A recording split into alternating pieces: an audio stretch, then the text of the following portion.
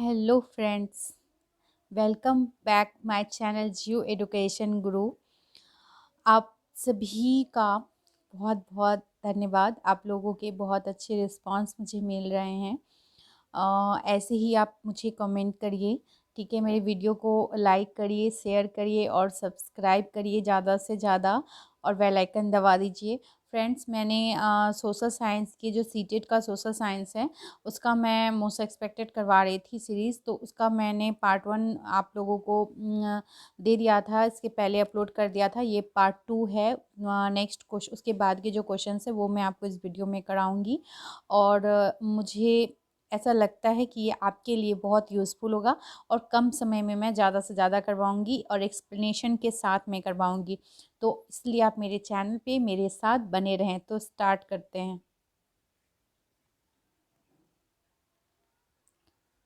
तो देखते हैं। देखिए, नेक्स्ट क्वेश्चन क्या देख लेते हैं। अब मैंने 50 तक क्वेश्चन करवा चुकी हूँ इसके पहले, तो 51 से करवाऊंगी। तो देखिए, क्वेश्चन है उच्च प्राथमिक स्तर पर सामाजिक विज्ञान के स्वरूप पर निम्न तीनों कथनों पर विचार कीजिए। ठीक है, ये सामाजिक विज्ञान के 3 स्वरूप दिया हुआ है।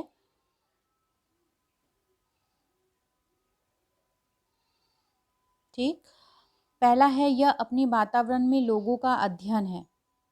कौन? यह मतलब सामाजिक विज्ञान। दूसरा है यह लोगों के संबंध और उनकी अंतः निर्भरता का अध्ययन करता है। तीसरा है यह अतीत और वर्तमान के साथ संबंधों का अध्ययन करता है। तो उपरोक्त कथन में बोल रहा है उचित विकल्प का चयन कीजिए, यानी कौन से विकल्प जो हैं वो सही हैं, 1, 2, 3 या 4। तो इसके जो हो जाएंगे वो हो जाएंगे, देखिए 3 नंबर जो है, यानी 1, 2, 3। उपरोक्त कथनों में सबसे उचित विकल्प क्या है? 1, 2, 3, यानी ये तीनों ही कथन क्या है? वो सही है। यह अपने वातावरण में लोगों का अध्ययन है। ये लोगों के संबंध और उनकी अंतर्निर्भरता का अध्ययन है ना। सामाजिक विज्ञान में क्या करते हैं हम? उन लोगों के साथ संबंध और कैसा अंतर्निर्भरता, एक दूसरे पे कितनी निर्भरता है, और अतीत और वर्तमान के साथ संबंधों का अध्ययन है। क्योंकि आप जानते हो सोशल साइंस में हिस्ट्री, जियोग्राफी, पॉलिटिक्स, इकोनॉमिक्स सभी कुछ आते हैं, तो इन सारे विषय में ही आई थिंक सभी कुछ मिला हुआ है ना। नेक्स्ट क्वेश्चन है 52। उच्च प्राथमिक स्तर पर आप लोग क्वेश्चंस में ये जरूर ध्यान रखिए कि क्या बोल रहा है, उच्च प्राथमिक बोल रहा है या प्राथमिक बोल रहा है। कभी कभी होता है ना कि सेट माइंड में चल रहा है आपका उच्च प्राथमिक और प्राथमिक हो या प्राथमिक रहता है, तो उस टाइम बहुत अलर्ट होना रहना जरूरी है। तो उच्च प्राथमिक स्तर पर सामाजिक एवं राजनीतिक जीवन की पाठ्य पुस्तकों में निम्नलिखित विषयों में से किससे संबंधित विषय वस्तु सम्मिलित है? पहला है अर्थशास्त्र, दर्शन शास्त्र, अंतरराष्ट्रीय संबंध या मनोविज्ञान। तो 52 का आपको क्या लग रहा है, क्या हो जाएगा? तो देखिए, इसका जो होगा वो होगा अर्थशास्त्र। क्योंकि देखिए, उच्च प्राथमिक स्तर पर सामाजिक और राजनीतिक जीवन की पाठ्य पुस्तक में इतिहास, राजनीति विज्ञान, अर्थशास्त्र विषय से संबंधित विषय वस्तु क्या है, उसमें शामिल है। ठीक है। नेक्स्ट क्वेश्चन है 53। आप ऐतिहासिक कल्पना पर प्रश्न क्यों पूछेंगे? निम्नलिखित में से सबसे उचित विकल्प चुनिए। तो जब इस तरह के क्वेश्चंस होते हैं तो आप अपने पे लेके देखो, ठीक है, कि आप क्या सोचते हो। तो यह वर्तमान की अतीत के साथ तुलना करने में प्रोत्साहित करेगा। यह स्रोतों को पहचानने में शिक्षार्थियों को योग्यता को मूल्यांकित करता है। यह तिथि और घटनाओं को याद रखने का रोचक तरीका है। यह दर्शाता है कि इतिहासकार इतिहास में अपनी कल्पना के साथ कैसे अंतरों को पूरा करता है। तो क्या लग रहा है आपको, क्या लग रहा है? तो देखिए, इसका जो होगा वो होगा 1। यह वर्तमान की अतीत के साथ तुलना करने में प्रोत्साहित करता है। ठीक है। आप ऐतिहासिक कल्पना पर प्रश्न क्यों पूछेंगे? ताकि बच्चे जो है ऐतिहासिक वर्तमान का पहले का जो है घटना उसके साथ वो कनेक्ट कर सके, है ना। नेक्स्ट क्वेश्चन है सामाजिक विज्ञान शिक्षण के लिए आप वृत्तांतों का प्रयोग क्यों करेंगे? सामाजिक विज्ञान शिक्षण के लिए, तो ये जो है क्वेश्चंस आप देख रहे हैं, ये सोशल साइंस पेडागोगी से क्वेश्चन पूछा गया है आपको। क्या है? सोशल साइंस पेडागोगी के प्रश्न हैं। तो इसके जो होगा ये 2 होगा। देखिए, सामाजिक विज्ञान शिक्षण के लिए वृत्तांत का प्रयोग क्यों करेंगे आप? अवधारणा को सजीव वास्तविकताओं के साथ जोड़ सके, जो अवधारणा है उसको सजीव वास्तविकताओं के साथ हम जोड़ सके, इसलिए हम क्या करेंगे, यूज़ करेंगे। नेक्स्ट क्वेश्चन देख लेते हैं। राष्ट्रीय आधार समूह 2006 के अनुसार सामाजिक विज्ञान का शिक्षण अपनी लोकप्रियता खो रहा है। तो बोल रहा है ये खो रहा है, तो इसका क्या कारण है? तो यह जो है मानवीय मूल्यों में अंतर्विरोध की कई स्थितियां प्रस्तुत करता है ना। इसलिए राष्ट्रीय आधार समूह 2006 के अनुसार सामाजिक विज्ञान का जो शिक्षण है अपनी लोकप्रियता खो रहा है, क्योंकि वह अपनी मूल्यों में अंतर्विरोध की स्थिति प्रस्तुत कर रहा है। नेक्स्ट क्वेश्चन है, निम्नलिखित में कौन सा विकल्प विद्यालय आधारित आकलन का अनुपयुक्त वर्णन है? देखिए, यहाँ उपयुक्त वर्णन नहीं पूछ रहा है, यहाँ पे आपसे अनुपयुक्त वर्ण पूछ रहा है, जो अनुपयुक्त है। तो देख लेंगे, ये इसमें इस तरह के क्वेश्चन में 4 ऑप्शन ही पढ़ूंगी। यह गैर शैक्षणिक पक्षों को सम्मिलित करता है, यह सभी पक्षों को सम्मिलित करता है, यह केवल सहगामी पक्षों को सम्मिलित करता है, यह शैक्षणिक पक्षों को सम्मिलित करता है। तो अभी मैंने आपको बताया सामाजिक विज्ञान एक ऐसा विषय है जो समाज का, हम लोग के दैनिक जीवन से संबंधित और हमारे नेचर से संबंधित सभी को लेके चलता है ना। इसलिए यहाँ पे सभी पक्षों को लेके चलता है, लेकिन यहाँ पे ऑप्शन 3 में क्या बोल रहा है, यह केवल सहगामी पक्षों को सम्मिलित करता है। तो ये गलत है। यहाँ आपको पूछ रहा है क्या अनुपयुक्त है, तो ये अनुपयुक्त है। उस टाइम आप उपयुक्त समझ के टिक कर दोगे तो यहीं पे गलती हो जाता है। ऐसा नहीं है, हमको आप लोग को सभी को पता है, आप लोग एक बार में इसको क्रैक कर सकते हो, कोई बड़ी बात नहीं है। बस एग्ज़ाम हॉल में क्या होता है कि बहुत प्रेशर होता है, यू नो दैट। तो ये जो है ना, ये गलत हो जाएगा, बाकी ऑप्शंस क्या हो जाएंगे, सही हो जाएंगे। एक शिक्षक का सामाजिक विज्ञान के विषय को संपादित करने की भूमिका पर निम्नलिखित 1 और 2 कथनों पर विचार कीजिए तथा सही उत्तर का चयन कीजिए। तो देखिए, बोल रहा है एक शिक्षक का सामाजिक विज्ञान के विषय को संपादित करने की, है ना, क्या भूमिका होता है? तो शिक्षक सभी शिक्षार्थियों की गरिमा को अवश्य सुनिश्चित करे और संवेदनशीलता के साथ चर्चा शुरू करे। उसके बाद दूसरा दिया है कि शिक्षक लड़कों के साथ तथ्यों और लड़कियों की भाषाओं पर अवश्य बल दे। तो ये तो देखिए पता चल रहा है आपको ऑप्शन से ही क्या है, गलत है। तो यहाँ क्या बोल रहा है कि केवल 2 होगा, 1 और 2 दोनों होगा, ना तो ना दो या केवल 1। तो इसका क्या हो जाएगा? तो इसका जो हो जाएगा वो होगा 4, केवल 1। देखिए, एक केवल 1 इसलिए हो जाएगा क्योंकि एक शिक्षक द्वारा सामाजिक विज्ञान जब विषय पढ़ाता है शिक्षक, क्या होता है, समय यह ध्यान देना पड़ता है उस समय जब पढ़ा रहा है सामाजिक विज्ञान, तो ये ध्यान देना पड़ता है कि वह सभी शिक्षक की जो गरिमा को सुनिश्चित करे तथा संवेदनशीलता के साथ विषय पर चर्चा शुरू करें। क्योंकि देखिए सामाजिक विज्ञान ऐसा है, काफ़ी संवेदनशील विषय है। हो सकता है कि आप पॉलिटिक्स पे बोलना शुरू कर दिए तो बाकी कुछ बच्चों को हो सकता है कि उससे एग्री हो, बट कुछ बच्चे उससे डिसएग्री हो। तो इसलिए उस टाइम हमें ध्यान रखना पड़ता है ना। शिक्षक द्वारा लड़कों के साथ तथ्यों और लड़कियों की भावनाओं पर बल ना देकर उन समान रूप से प्रोत्साहित करे, उनमें भेदभाव ना करे।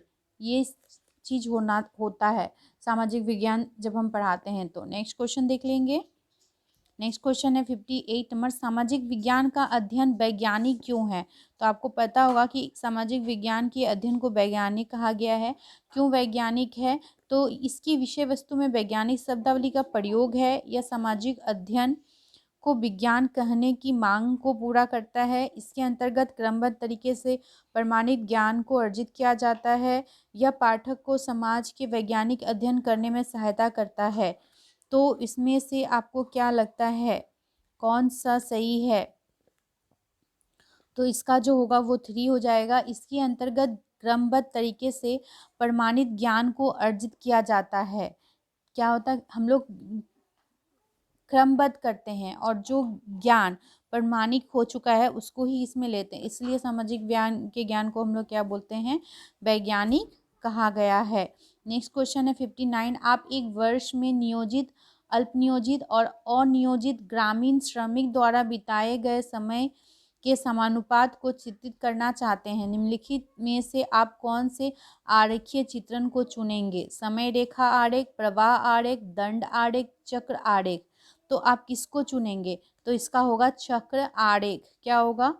चक्र आरेख। एक वर्ष में मान लीजिए नियोजित और अल्प नियोजित तथा अनियोजित जो ग्रामीण श्रमिकों द्वारा बताए गए समय के समानुपात के चित्रण करने के लिए चक्र आरेख का प्रयोग करना उचित होगा।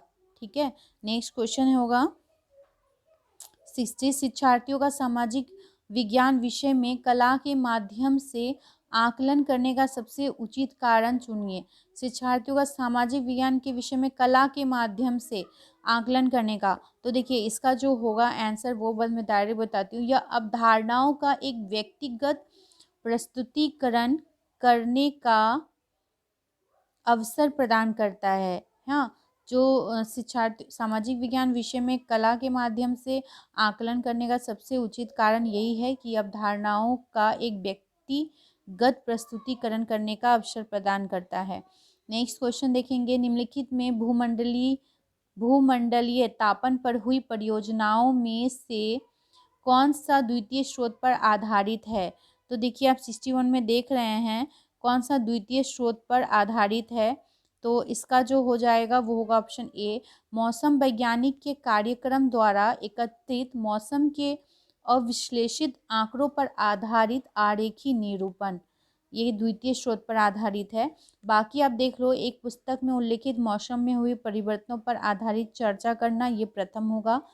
भूमंडलीय तापन पर चित्रों का कोलाज बनाना, ये भी प्रथम होगा। एक क्षेत्र में रह रहे वरिष्ठ नागरिकों से मौसम में होने वाले परिवर्तनों पर बातें करना या उसके साक्षात्कार करना, ये सभी क्या हो जाएगा? प्रथम स्रोत में आ जाएगा। तो देखिए प्रथम स्रोत द्वितीय स्रोत से क्वेश्चन करता ही है, मैंने करवाया है। तो आप एक बार प्लीज़ देख लेना जाके प्ले लिस्ट में, उसमें मैंने सीटेट सोशल साइंस जो है उसमें मैंने करवाया है। एक शिक्षार्थी को कुछ मानदंड देते हैं, ठीक है, और कहते हैं कि वे उन पर आधारित अपनी परियोजना का आकलन करें। निम्नलिखित में से कौन से आकलन के तरीकों का प्रयोग शिक्षक द्वारा किया गया? स्व आकलन, संकलनात्मक आकलन, रचनात्मक आकलन या समकक्षी आकलन। तो क्या हो जाएगा बताइए? तो यहाँ जो होगा वो होगा स्व आकलन। देखिए स्व आकलन में व्यक्ति क्या करता है, अपने व्यक्तित्व के विशेषताओं के बारे में जानकारी एकत्रित करके और करता है और उसके आधार पर अपना आकलन करता है, क्या उसका विशेषता है। शिक्षक द्वारा शिक्षार्थियों को दिए गए मानदंड के आधार पर अपना परियोजना का आकलन जो होगा वो क्या हो जाएगा? स्व आकलन हो जाएगा। नेक्स्ट क्वेश्चन है 63। नागरिक शास्त्र की नामावली में राष्ट्रीय पाठ्यचर्या की रूपरेखा NCF 2005 ने बदलाव का क्या सुझाव दिया? तो इसमें क्या हो जाएगा? फर्स्ट ऑप्शन है सामाजिक और राजनीतिक जीवन, दूसरा है अर्थशास्त्र, तीसरा भूगोल, चौथा है इतिहास। तो क्या हो जाएगा इसका? तो इसका होगा सामाजिक विज्ञान और राजनीतिक जीवन। नेक्स्ट क्वेश्चन देखेंगे। नेक्स्ट क्वेश्चन है 64। निम्नलिखित में से उच्च प्राथमिक स्तर पर सामाजिक विज्ञान के कक्षा कक्ष में आप किस मूल्य पर सबसे कम बल देंगे? है ना, आप सामाजिक विज्ञान किस में, देखिए आप पहले उच्च प्राथमिक स्तर पर पूछ रहा है, तो बोला वैज्ञानिक दृष्टिकोण पे, समानता, सहयोग, प्रतियोगात्मकता। तो इसमें से आप किस पर सबसे ज़्यादा बल देंगे? तो देखिए ये होगा प्रतियोगात्मकता, क्योंकि आप उच्च प्राथमिक स्तर पर सामाजिक विज्ञान पढ़ा रहे हैं, तो उस टाइम जो होता है बच्चों में प्रतियोगिता की भावना बहुत ज़्यादा होती है। अगर आप एक बच्चे को ज़्यादा अच्छा कहते हैं तो दूसरा बच्चा भी कोशिश करता है कि नहीं मैं उससे कुछ अलग और कुछ बेटर करूँ, तो इसलिए जो है इसका ऑप्शन ये होगा। ठीक है। नेक्स्ट क्वेश्चन देखेंगे, शिक्षार्थियों के संकलनात्मक आकलन का उद्देश्य क्या है? तो देखिए इसमें क्या उद्देश्य है, पहला बोला परियोजनाओं का आकलन, पाठ के अंत में आकलन, सत्र के समाप्त होने पर आकलन या कक्षा के दौरान आकलन। तो इसका जो हो जाएगा ये हो जाएगा आपका सत्र के समाप्त पर आकलन। संकलनात्मक आकलन, तो आप जानते हो आकलन दो प्रकार के होते हैं, एक संकलनात्मक, दूसरा रचनात्मक आकलन। तो जो सत्र के समाप्त होने पर जो आकलन होता है उसको हम लोग संकलनात्मक आकलन कहते हैं, है ना।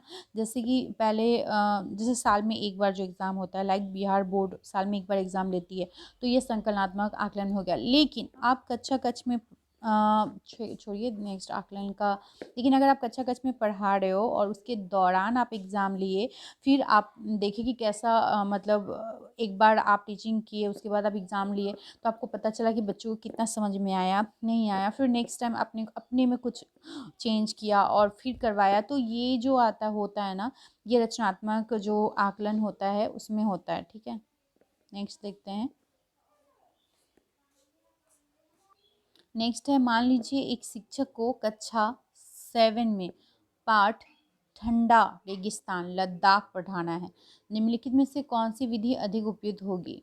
प्रतीक अध्ययन विधि, क्षेत्रीय विधि, कार्यशाला विधि या सर्वेक्षण विधि? तो सोचिए, आपको लद्दाख पढ़ाना है, तो इसका जो होगा वो होगा प्रतीक अध्ययन विधि। जब कक्षा में ठंडा रेगिस्तान लद्दाख विषय पर पढ़ाना हो तो हम इसे पढ़ाने के लिए प्रतीक अध्ययन विधि का प्रयोग करेंगे। इसमें विद्यार्थी संबंधित विषय को सहजता से क्या करेंगे? ग्रहण कर सकेंगे।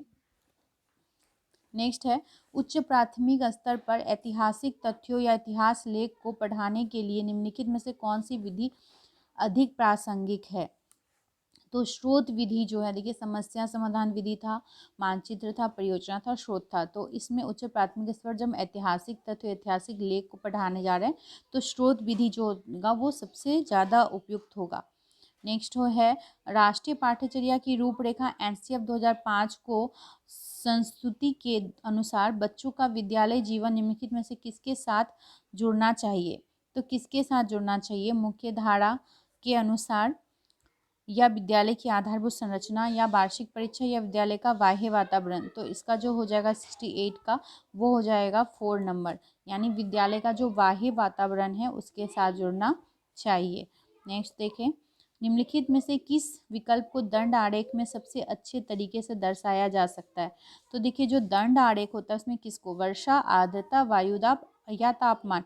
तो दंड आरेख में वर्षा को, दंड आरेख में हम वर्षा को अच्छी तरह से दर्शा सकते हैं, जिसके कारण क्या होता है, दंड आरेख वर्षा के आंकड़े जो है किसी स्थान विशेष से संबंधित होता है। हर स्थान पे आपको पता होगा कि वर्षा जो है अलग अलग मात्रा में होती है, जिसके कारण इन्हें दंड आरेख द्वारा सरलता से प्रदर्शित किया जाता है। इसके विपरीत जो दिया हुआ है, देखिए यहाँ पे आर्द्रता, वायुदाब और तापमान, ठीक है, ये क्या होता है, इसके आंकड़ों के साथ साथ अन्य आंकड़े भी इससे जुड़े होते हैं जिन्हें दंड आरेख से प्रदर्शित नहीं किया जाता है। ठीक है, नेक्स्ट क्वेश्चन है 17 नंबर, लोकतांत्रिक संस्थाओं की समझ को विकसित करने के लिए निम्नलिखित में से सबसे उचित पाठ्यक्रम संकलित उपागम को चुनिए। तो सबसे उचित उपागम इसमें क्या होगी? तो इसका हो जाएगा 3, वास्तविक स्थितियों के साथ आदर्श स्थिति के उदाहरण को प्रस्तुत करना जो है वो सबसे उचित होगी। नेक्स्ट क्वेश्चन है, गणित तथा खगोल शास्त्री आर्यभट्ट ने आर्यभट्टीय नामक पुस्तक लिखी, निम्नलिखित भाषाओं में से किस में लिखी थी? पाली, संस्कृत, प्राकृत या हिंदी? तो किस भाषा में लिखी थी? तो संस्कृत हो जाएगा। किस भाषा में लिखी थी? संस्कृत भाषा में लिखी थी। इसका होगा 2, संस्कृत। निम्नलिखित स्तूपों में से किस एक को उस स्थान के रूप में चिन्हित किया गया जहां बुद्ध ने पहली बार उपदेश दिया था? तो देखिए, ये क्वेश्चन भी काफ़ी बार पूछता है, सांची में, टोटलाकोंडा में, बोधगया में या सारनाथ में? तो ये देखिए, इसका जो होगा आंसर वो हो जाएगा सारनाथ में। महात्मा बुद्ध ने अपना पहला उपदेश सारनाथ में दिया था, जिसे बौद्ध धर्म में क्या ग्रंथों में क्या बोलते हैं? धर्म चक्र परिवर्तन कहा गया है। जो बौद्ध धर्म ग्रंथ है उसमें से धर्म चक्र परिवर्तन कहा गया है, पहला उपदेश जो दिया था। ठीक है, सारनाथ, बिल्कुल याद रखिएगा, हमारे बिहार में है सारनाथ। संगम कविताओं में किन 3 राजवंशों को मूवेनदार कहा गया है? तो ये देखिए, ये संगम कविता में ये क्वेश्चंस भी काफ़ी बार पूछता है, तो किसको कहा गया है? तो इसमें देखिए, चोल, याद रखिएगा, चोल, चेर और पांड्य, चोल, चेर और पांड्य को क्या कहा जाता है? मूवेनदार कहा गया है। ये क्वेश्चन भी बहुत बार पूछा जाता है। ठीक है, नेक्स्ट क्वेश्चन है, रामपुरवा में मिला उत्कृष्ट पॉलिश वाले पत्थर पर बना सांड जिसे अब राष्ट्रपति भवन में रखा गया है, इनमें से किसके शासन काल में बनाया गया था? तो देखिए, किसके शासन काल में बनाया गया था? पहला है चोल, कुषाण, पांड्य या मौर्य। तो जो बनाया गया था ना, ये मौर्य के शासन काल में बनाया गया था। किसके शासन काल में? रामपुरवा स्तंभ शीर्ष पर उत्कृष्ट पॉलिश वाले पत्थर पर सांड की आकृति उत्कीर्ण है। इसका निर्माण मौर्य शासक अशोक ने करवाया था। किसने करवाया था? मौर्य शासक अशोक ने। और यह बिहार के चंपारण जिले में स्थित है। कहाँ है? चंपारण में। विशिष्टता द्वैत के सिद्धांत में इनमें से किसने विचाराधीन प्रस्तुत किया? तो देखिए, किसने किया था? रामानुज ने। ठीक है, विशिष्टता द्वैत के सिद्धांत का प्रतिपादन जो है रामानुज ने किया, और उन्होंने श्री संप्रदाय की स्थापना की। क्या? श्री संप्रदाय, श्री संप्रदाय की स्थापना की थी। उन्होंने अपने विचारों एवं कार्यों को नवीन युग की नींव रखी थी। नेक्स्ट है, अभिलेखागार वह स्थान है जहाँ, तो अभिलेखागार कैसा स्थान है बताइए? जहाँ ऐतिहासिक पांडुलिपियों तथा दस्तावेजों को रखा जाता है, उसको हम अभिलेखागार कहते हैं। नेक्स्ट क्वेश्चन है, 12वीं शताब्दी के मध्य कर्नाटक में प्रारंभ हुए वीर शैव आंदोलन के संदर्भ में निम्नलिखित कथनों में कौन सा एक सही है? तो आप देख पा रहे हो कौन सा वीर शैव आंदोलन के बारे में पूछ रहा है। तो इसमें जो सही है वो है, इसने जाति और नारी के प्रति व्यवहार के बारे में ब्राह्मणवादी विचारधारा के विरुद्ध तर्क दिया था। ठीक है, तो ये जो 12वीं शताब्दी के मध्य कर्नाटक में बाशव ने वीर शैव, किसने किया था? देखिए, बाशव ने किया था। कर्नाटक में वीर शैव संप्रदाय की स्थापना की थी। इसने जाति और नारी के प्रति व्यवहार के बारे में ब्राह्मणवादी विचारधारा के विरुद्ध तर्क दिया, और यह जो है शैव धर्म को मानता था तथा शिव की पूजा करता था। किसकी करता था? शिव की पूजा करता था। नेक्स्ट क्वेश्चन है, दिल्ली की आरंभिक सल्तनत के समय में बदगां, क्या है? बदगां के बारे में निम्नलिखित में दो कथन दिए गए हैं, विचार कीजिए और सही का चुनाव कीजिए कि इसमें कौन सा सही है। पहला है, बदगां विशेष गुलाम थे जिन्हें सैनिक सेवा के लिए खरीदा जाता था और उन्हें राज्य के बहुत से महत्वपूर्ण राजनीतिक पदों पर कार्य करने के लिए बड़ी सावधानी से प्रशिक्षित किया जाता था। दूसरा है, बदगाम पूरी तरह से अपने मालिकों पर निर्भर होते थे, इसलिए सुल्तान उन पर विश्वास नहीं कर सकते थे और उन पर निर्भर हो सकते थे। तो देखिए, इस क्वेश्चन का आंसर 78 का आपको क्या लग रहा है, क्या होगा? तो देखिए, इसका जो होगा 3 होगा। पहला तो सही है, ठीक है, बट तो दूसरा वाला जो है वो क्या है? वो बिल्कुल ही गलत है। नेक्स्ट है, इन नाविकों में से किसने भारत का समुद्री रास्ता पाने के लिए पश्चिम की ओर प्रस्थान कर अटलांटिक महासागर को पार किया था? तो देखिए, किसने अटलांटिक महासागर को पार किया था? तो क्रिस्टोफर कोलंबस ने पार किया था। किसने किया था? क्रिस्टोफर कोलंबस ने। ये देखिए, इटली का प्रमुख यात्री थे क्रिस्टोफर कोलंबस। इन्होंने 14 कब किया था? 1492 में। आपको पूछ भी सकता है, 1492 में भारत की खोज करने तो निकला था, लेकिन वह समुद्री मार्ग के रास्ते क्या हुआ था, लेकिन वो अटलांटिक महासागर को पार करते हुए अमेरिका पहुंच गया। और भारत की खोज वास्को डी गामा ने की थी, वो पुर्तगाली थे। नेक्स्ट क्वेश्चन देख लेते हैं।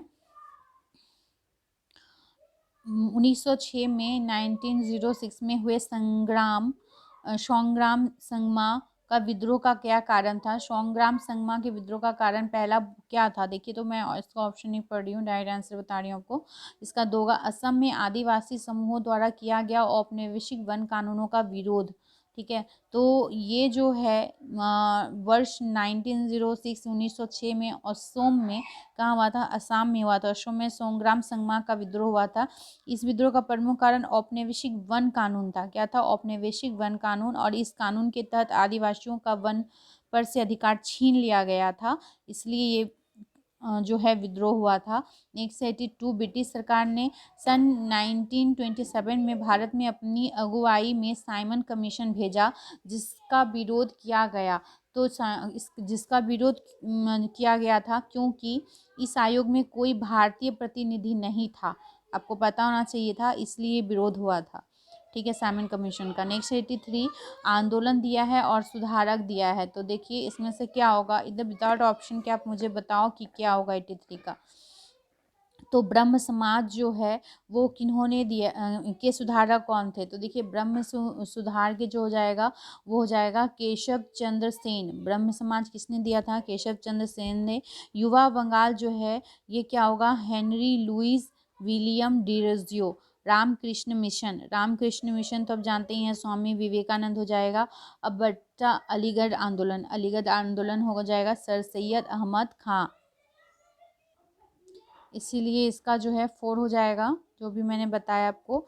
नेक्स्ट क्वेश्चन 4, वयोवृद्ध गांधीवादी नेता पोट्टी श्री रामालू निम्नलिखित राज्यों में से किसके बनाने के लिए वर्ष 1952 में भूख हड़ताल पर बैठे थे?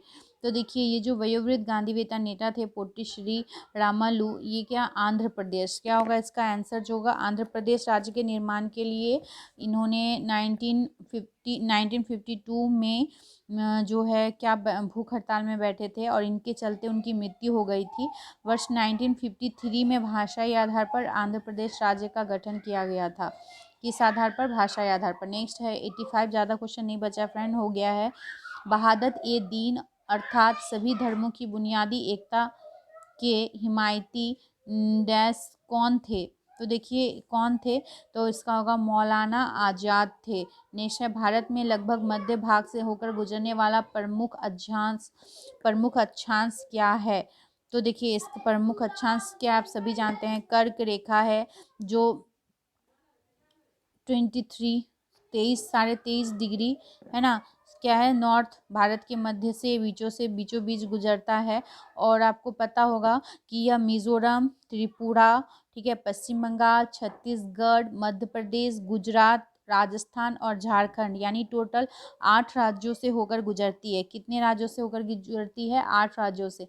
नेक्स्ट है निम्नलिखित में से कौन सी पृथ्वी दिन की परिभाषा है?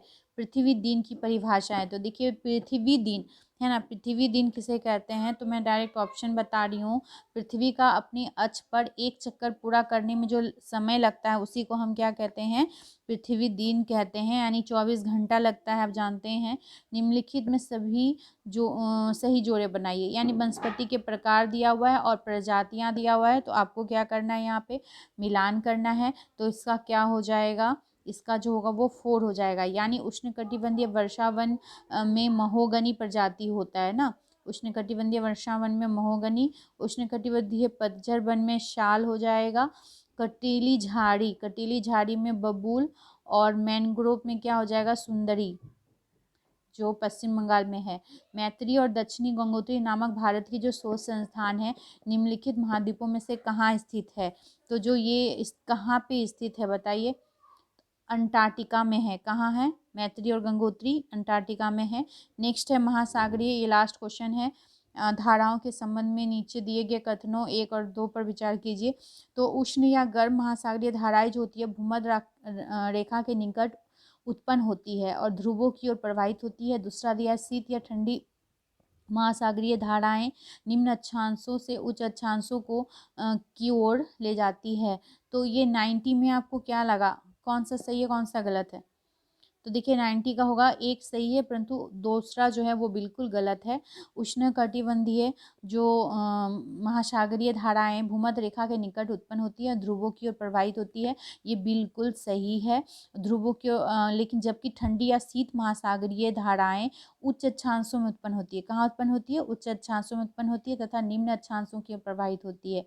अतः दिए गए कथन में ये क्या है? गलत है। ओके, तो फ्रेंड्स उम्मीद करती हूँ कि आपको अच्छा लगा होगा, आपके लिए ये वीडियो काफ़ी यूज़फुल हुआ होगा। अगर आपको अच्छा लगा फ्रेंड्स तो प्लीज़ सब्सक्राइब करके बेल आइकन दबा दे, और जो है अगर आपको अच्छा लगा तो प्लीज़ आप लाइक कर दे और अपने फ्रेंड को ज़्यादा से ज़्यादा शेयर कर दे। Thank you very much watching my video. Thank you friends.